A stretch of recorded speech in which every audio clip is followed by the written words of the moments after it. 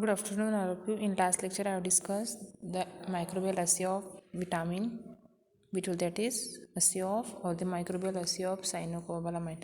Today, we will see the next one, that is standardization of antibiotics.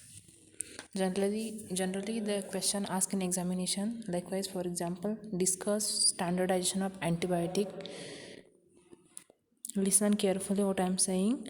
Generally, the question asked in examination to discuss standardization of antibiotics, or to discuss about the dilution method used for the assay of antibiotic, or write the principle and the method involved in microbiological assay of antibiotic, or what are the principle and methods of microbiological assays, or what are microbiological assay and give the principle for microbiological assay of antibiotic, or they explain the diffusion method of antibiotic assay. I am repeating the synonym or the optional for this. Discuss the standardization of antibiotics, then or discuss about the dilution method used for the assay of antibiotics, or they write the principle and methods involved in microbiological assay of antibiotics, or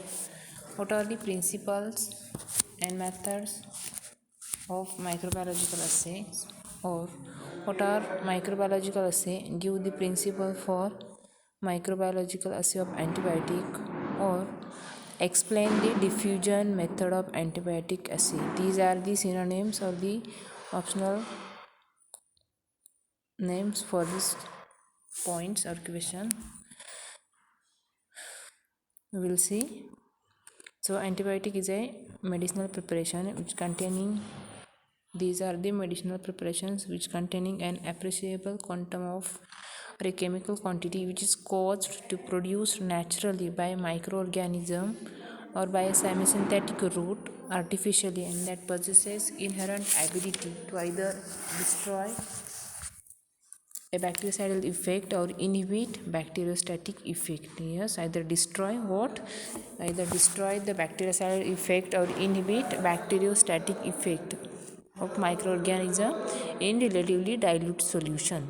The following 3 points may be taken into consideration with regard to assay, that is the standardization of antibiotic.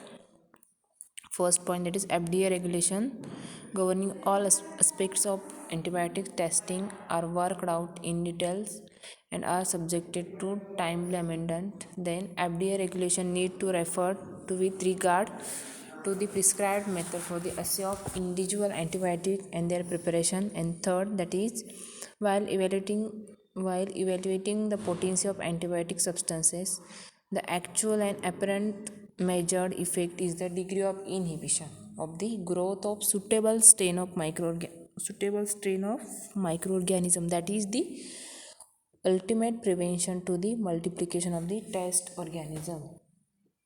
Then the procedure usually employed in the microbiological assay of antibiotic may be categorized into two methods, namely first diffusion method and second, that is dilution method.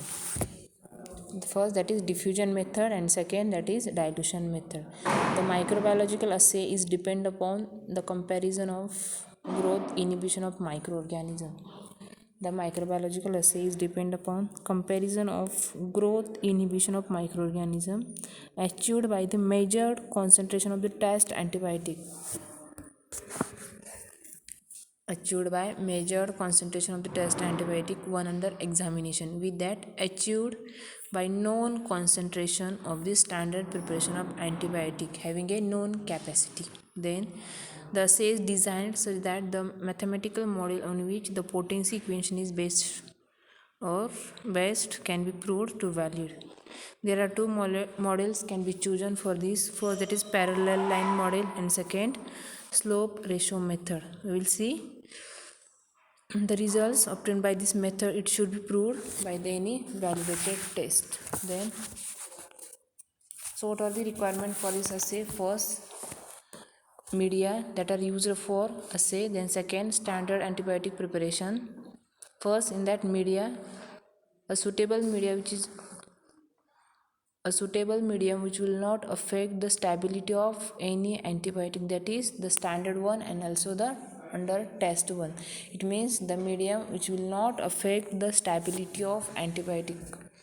It either it may be standard or it may be test. Then will have a good diffusibility and will be clear, that is clear in the sense no interference in observe, no interference which is observed in inhibition zones, and is the medium of choice. That is then second, standard antibiotic preparation. It is an authentic sample of the appropriate antibiotic for which the potency is precisely determined as per the appropriate international standard. In a laboratory can use a standard prepared by themselves, which should be compared periodically under various conditions with the standard. Then procedure for assay, first that is diffusion method and second that is dilution method. In that first diffusion method, in diffusion method this assay is carried out on solid medium. Usually agar is used for the solid medium which is suitable for the growth of test microorganism, and the compound to be assayed is allowed to diffuse through the medium. It means it is diffused through the agar medium in a radial from a disc or a curve, so that the adjacent growth of the test organism is depressed or the inhibited as with an antibiotic, or the stimulated or whether it is exhibited as with a it is growth factor. The diameter of this area or the zone of inhibition is proportional to the concentration of the compound which is to be assayed. Then the zone of inhibition or the zone of stimulation is compared with similar zone which is produced by different known concentration of the standard or the reference compound, and the zone diameter of the standard are plotted against logarithm of the concentration used, and the linear portion of this curve is used to determine the concentration of the unknown for the test sample which is being assayed. Then there are three types of diffusion assays similar to each other or each one with its own particular advantages. First, that is cylinder method, then second paper disc method, and third that is well method. I am repeating here, there are three types of diffusion assays which are similar to each other or similar to each other, each one with its own particular advantages. In that first cylinder method, second paper disc method, and third that is well method. In cylinder method, a portion of antibiotic solution or the other sample, a portion of the antibiotic or the a portion of the antibiotic solution or the other sample under test diffuse from a reservoir or the cylinder into the surrounding agar. Then the number of cylinder used per plate which are depend upon the expected size of zones.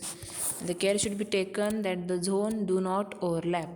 Yes, the care should be taken that is the zone do not overlap, and the diluted sample are used to hold down the size of zone. Yes, what is the role of diluted sample or what is the use of diluted samples?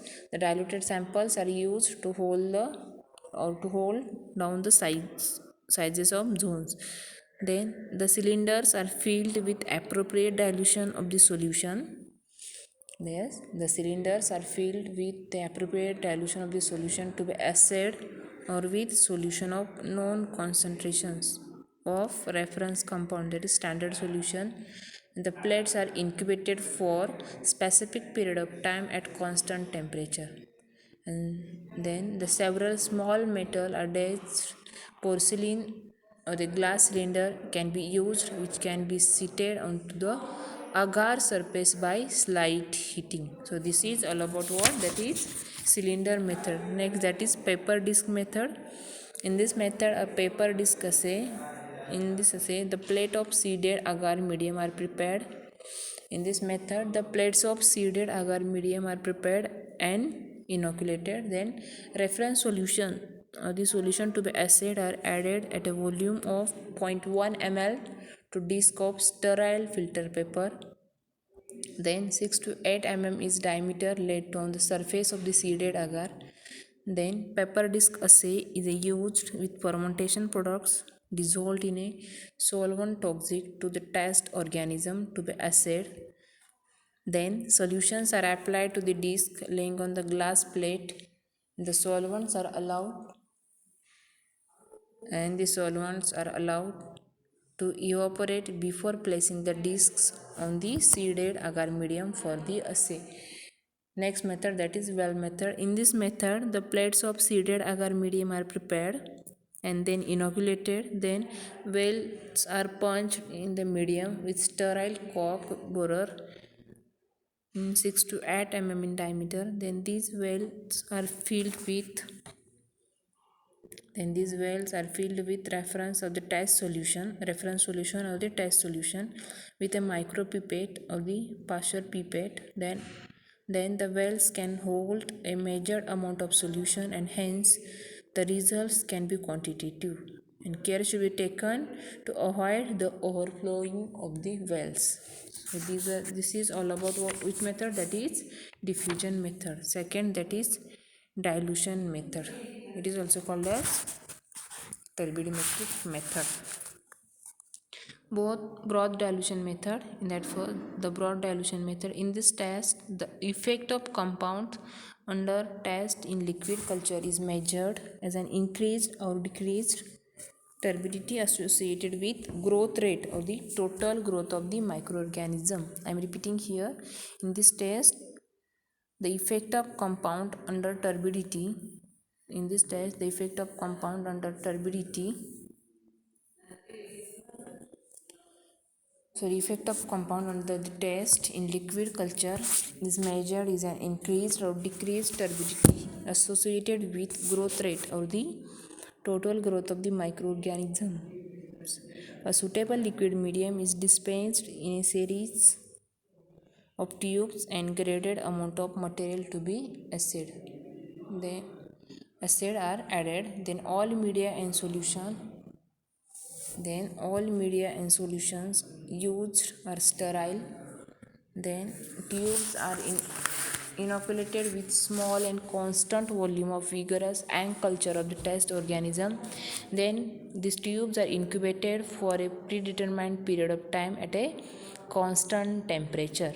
Then after incubation, the relative turbidity is produced in the tube and it can be determined visually, or the spectrophotometer is suitable for their detection. Then reading are made as a optical density or weather or the absorbance. Then the sample to be assayed is usually added.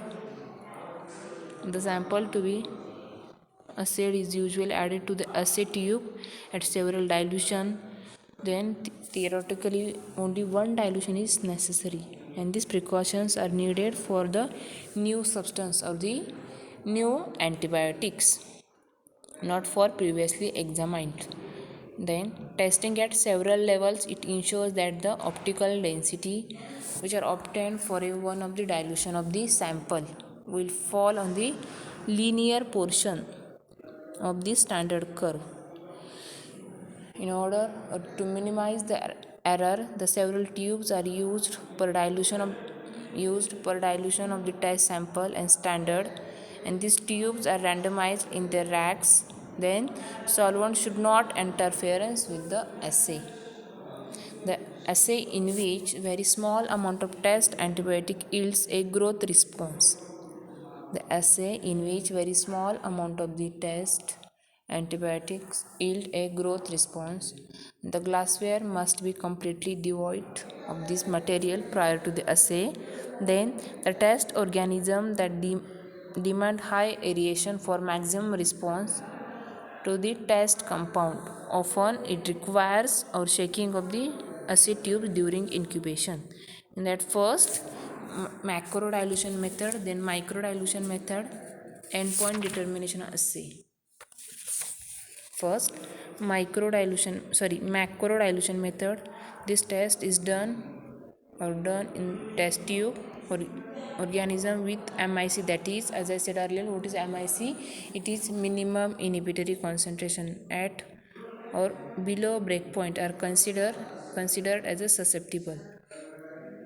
Then organism can be categorized as intermediate or the moderately susceptible.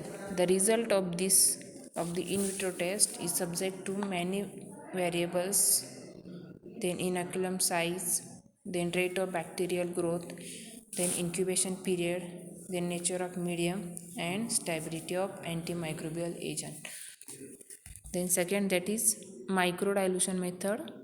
In this method, the micro titer plates with 100 to 150 microliter volume are used.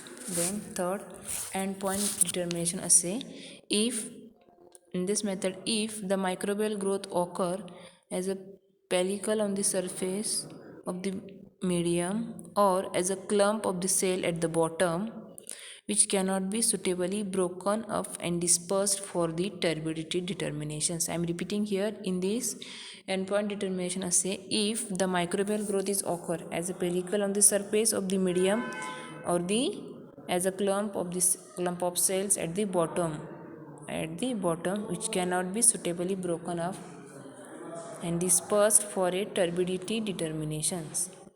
Then a bioassay is still possible by employing as an endpoint assay. Thus, for antibiotic is a series of tube of growth medium containing a progressively less or the less of the compound to be assayed is inoculated with test organism, and the tubes are incubated for a defined period of time at a constant temperature, and each tube is observed to determine the presence of or the absence of the growth. Then the relative amount of sample in the original fermentation broth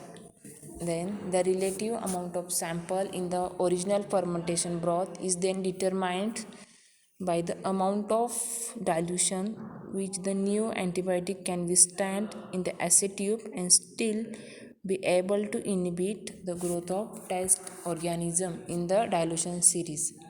The last tube that does not show the growth is equivalent to the dilution of 1/4 of the fermentation broth.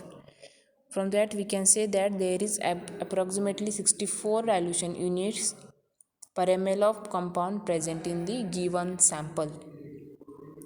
And these dilution units are important for new antibiotics. Where standard antibiotic is not available, if standard antibiotic is available, the two that is test sample and standard antibiotics are similarly diluted and assayed to determine how much is required to yield and inhibition endpoint similar to that observed with the diluted fermentation product. So this is all about the standardization of this antibiotic or this diffusion method or the principle of the microbiological assay. So this is important for your exam or the exam point of view.